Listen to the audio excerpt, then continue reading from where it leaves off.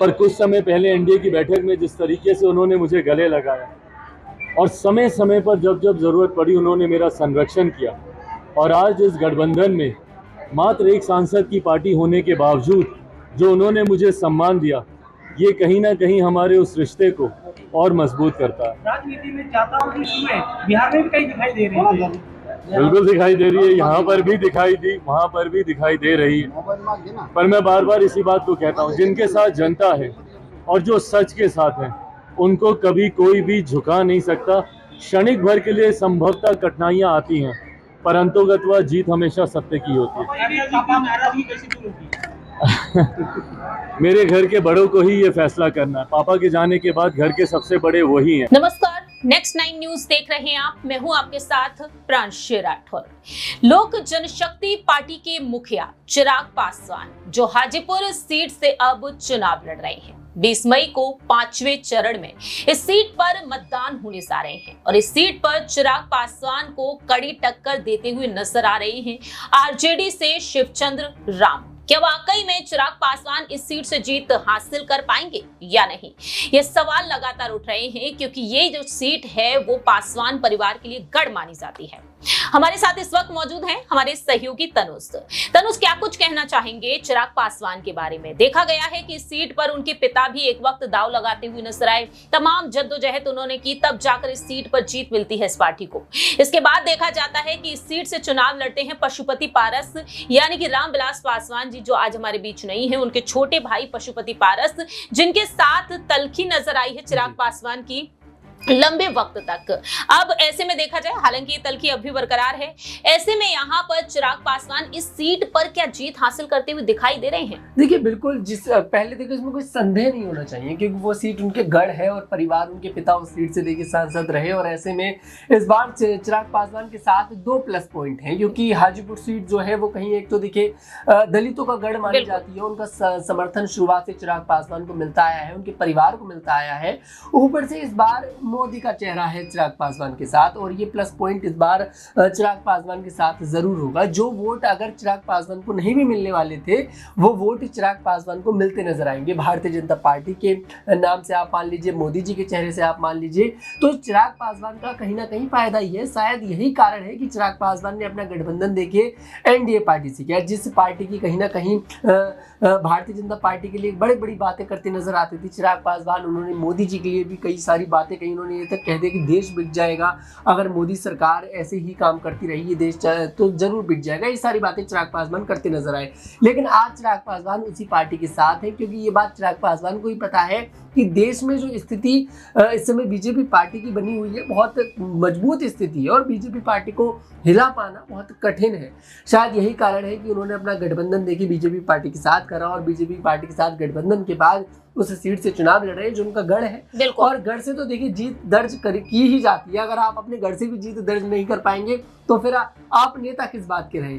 और कुछ तो देखिए बीजेपी पार्टी ने भी उनके अंदर देखा होगा, कुछ उनके अंदर काबिलियत देखी होगी कि जो उनकी पार्टी को एक एनडीए में हिस्सा दिया, तो उस सीट से वो जीत जरूर दर्ज करेंगे। बिल्कुल, यहाँ पर देखा जाए तो उस गढ़ पर एक बार फिर से जीत हासिल करनी है चिराग पासवान को। लेकिन सबसे बड़ी बात यहाँ पर ये निकल कर आ जाती है तनुज, कि इस सीट पर चिराग पासवान जिस तरीके से जद्दोजहद कर रहे हैं, यहाँ पर एक पॉजिटिव पॉइंट कहीं ना कहीं उनके लिए आ चुका है। एक तो बड़ी बात यही है कि मोदी भक्त जो माने जाते हैं, हनुमान जी माने जाते हैं मोदी के, और अभी हम देख रहे हैं कि चिराग पासवान मीडिया के सामने ये तक कहते हुए नजर आ रहे हैं कि मेरे प्रधानमंत्री के बारे में इस तरह से कहा जा रहा है। तो चिराग पासवान पूरी तरीके से एक्टिव हो चुके हैं और प्रधानमंत्री के लिए, प्रधानमंत्री के खिलाफ वह कुछ भी नहीं सुन सकते हैं। तो मोदी जी का हाथ उनके सिर पर है। दूसरी ही तरफ समस्तीपुर सीट, जहां से उन्होंने अपने परिवार को आगे नहीं किया, प्रिंस राज यहां से चुनाव जीतते हैं, अपने पिता के गुजर जाने के बाद उपचुनाव में उतरते हैं और इस सीट से जीत हासिल कर लेते हैं। लेकिन प्रिंस राज के साथ कोई समझौता चिराग पासवान नहीं करते हैं और इस सीट से शांभवी चौधरी को उतार देते हैं। अशोक चौधरी की बेटी हैं, जो नीतीश कुमार सरकार में मंत्री हैं, और ऐसे में शांभवी चौधरी को पीएम ने हाल ही में एक चिट्ठी लिखकर भेजी, आशीर्वाद उन्हें दे दिया है।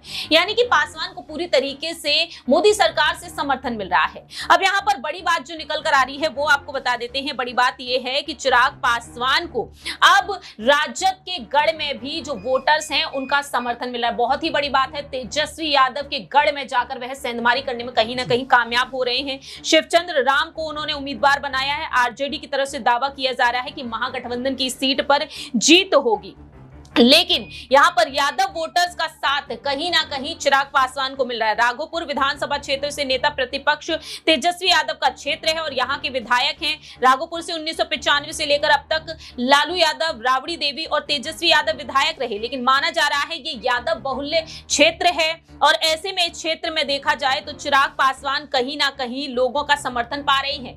यादव समाज के लोगों का कहना है आरजेडी से नाराज हैं और 30 किलोमीटर की लंबाई में राघोपुर विधानसभा क्षेत्र फैला है, तो एक बड़ा समर्थन मिल रहा है। वह कहते हैं कि हम लोग 6 लेन पुल बनने के बाद बाजार बंद होगा। हम लोगों का नजदीकी बाजार जो है खुशरूपुर है, फतुआ है और उसके लिए नाव का सहारा लेना पड़ रहा है।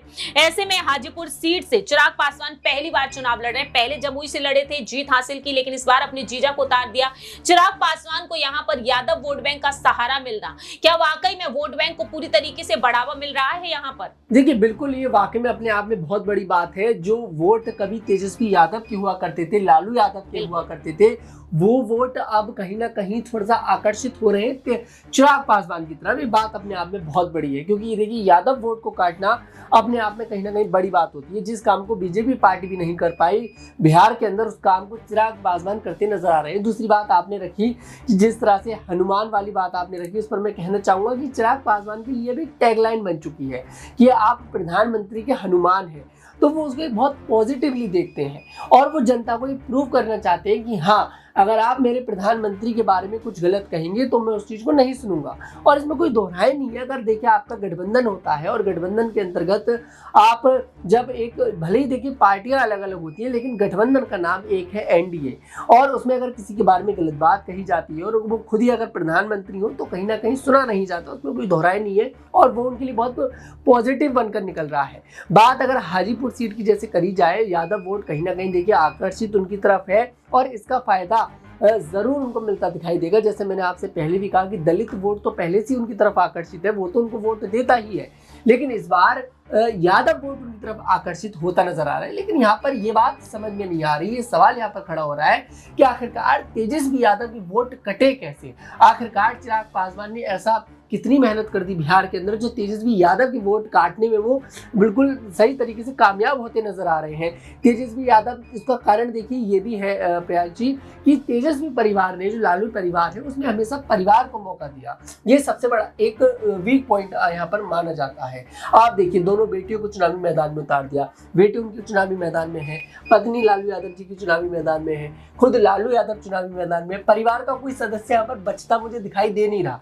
तो शायद ये एक वीक पॉइंट है और शायद यही एक स्ट्रॉन्ग पॉइंट लेकर बीजेपी पार्टी चलती है, एनडीए लेकर चलता है। हालांकि परिवारवाद उसमें भी है, ऐसा नहीं है कि एनडीए में जो गठबंधन है उनमें पार्टियां परिवारवाद नहीं करती, लेकिन दूसरे का अगर विपक्ष में देखा जाए तो उसमें देखा जाए तो परिवारवाद थोड़ा कुछ स्थिति में ज्यादा लेवल पर है। अच्छा तनुष, यहाँ पर एक और जानकारी देना चाहेंगे दर्शकों को। परिवारवाद की बात है तो यहाँ पर पशुपति पारस को लेकर बात कर लेते हैं। पशुपति पारस प्रिंस राज कहीं ना कहीं जद्दोजहद करते हुए नजर आए कि समस्तीपुर से टिकट प्रिंस राज को मिल जाए, और पशुपति पारस एनडीए में जिस तरह से एक भी सीट पाते हुए नजर नहीं आए हैं, तो ऐसे में वह कहते हैं कि अब की बार भी 400 का पार आंकड़ा हम पार करके दिखा देंगे। जैसे पहले टारगेट लिया था 300 का पार, लेकिन अब यहाँ पर कह रहे हैं वह 40 की 40 लोकसभा सीटों पर यहाँ पर एनडीए की जीत पक्की है। तो यहाँ पर आखिरी छोटा सा सवाल तनुज रहेगा पशुपति पारस चिराग पासवान को लेकर, क्या पशुपति पारस का समर्थन चिराग पासवान को पूरी तरीके से मिलता हुआ नजर आएगा? हाजीपुर सीट से चुनावी प्रचार क्या वाकई में पशुपति पारस करते हुए नजर आएंगे, जिस तरह से उनकी नाराजगी देखने को मिली है?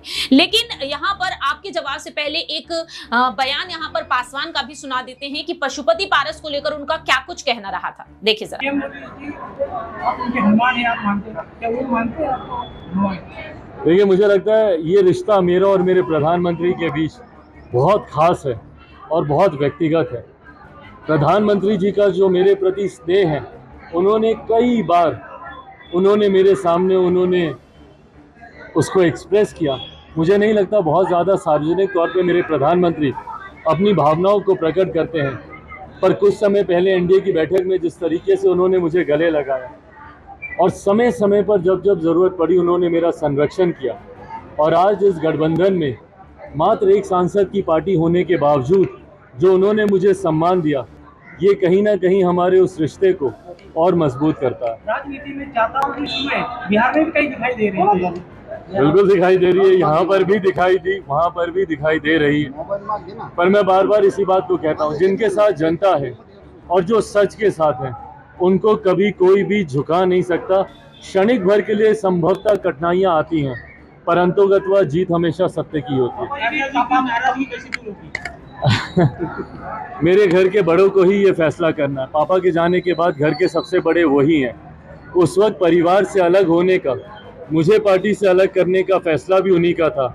आज जैसा कि यहाँ पर आपने सुना, वह कहते हैं कि आज भी हमारे घर में बड़े लोग फैसला लेते हैं, वह हमारे साथ आना चाहें तो आ सकते हैं। पशुपति पारस और चिराग पासवान के बीच की तल्खी जग जाहिर है, लेकिन वह कहते हैं कि एनडीए की खातिर मैं चुनावी प्रचार करूंगा। तो क्या आने वाले दिनों में प्रिंस राज और पशुपति पारस खुलकर चिराग पासवान के लिए अब प्रचार करते हुए नजर आ सकते हैं? हमने देखा ललन सिंह के लिए हाल ही में चुनावी प्रचार करते हुए नजर आए चिराग पासवान, जो नीतीश कुमार से तल्खी बैठा है। तल्खी देखने को मिली थी पासवान की, लेकिन वो तल्खी बुलाकर प्रचार कर रहे हैं, रोड शो कर रहे हैं। तो क्या पासवान के लिए उनके परिवार के सदस्य पशुपति पारस, उनके चाचा और उनके चचेरे भाई प्रिंस राज नजर आ सकते हैं? देखिए, बिल्कुल, अगर एनडीए को जीत दिलानी है और बिहार में जिस तरह के वादे पशुपति करते नजर आ रहे हैं, बातें करते नजर आ रहे हैं कि 40 से 40 सीटें हम जीतते नजर आएंगे, दावा है बहुत बड़ा। अब ऐसे में अगर आपको 40 की 40 सीटें जीतनी है, तो जो परिवार में थोड़ा सा जो दिक्कतें चल रही हैं, जो अंतर्कलह चल रही है, उसको जनता के सामने दिखाना ही पड़ेगा कि हमारे बीच में सब कुछ नॉर्मल हो गया। भले देखिए नॉर्मल ना हो, सबसे पहले बात ये। अब आप नॉर्मल कैसे दिखाएंगे? आपको जनता के बीच आना पड़ेगा, उनको समर्थन देना पड़ेगा। तो शायद बिल्कुल देखने को मिल सकता है कि समर्थन मिल सकता है उस सीट पर। और देखिए, अभी देखिए समय है, उसी सीट पे सबसे लास्ट में आखिरी चरण में मतदान होने वाले हैं हाजीपुर सीट पर, और समय अभी है तो कुछ कहा नहीं जा सकता। लेकिन हाँ, आने वाले समय में जरूर देखने को मिल सकता है कि पशुपति पूरी तरह से उन्हें समर्थन देते नजर आ सकते हैं, उनके भाई प्रिंस उनको समर्थन देते नजर आ सकते हैं। और समर्थन तो कहीं ना कहीं है, अगर वो एनडीए का समर्थन कर रहे हैं तो वो चिराग का ही समर्थन कर रहे हैं। यहाँ पर ये चीज समझने की कोशिश करनी पड़ेगी। वो ये थोड़ी ना कह रहे हैं आप चिराग को वोट मत दीजिए। वही तेजस्वी वाला हिसाब हो गया कि तेजस्वी पप्पू यादव के गढ़ में जाते हैं और जाकर बोल देते हैं कि आप पप्पू यादव को वोट मत दीजिएगा, भले ही आप एनडीए के प्रत्याशी को वोट दे दीजिएगा। तो ये होता है कि समर्थन ना करना। अब ऐसे में अगर हाजीपुर वो नहीं भी जाते हैं और खुलकर अगर नहीं भी करते हैं और कोई गलत तरीके की बात उनके खिलाफ नहीं करते, तो वो भी एक तरह से समर्थन ही मेरे को नजर आता है।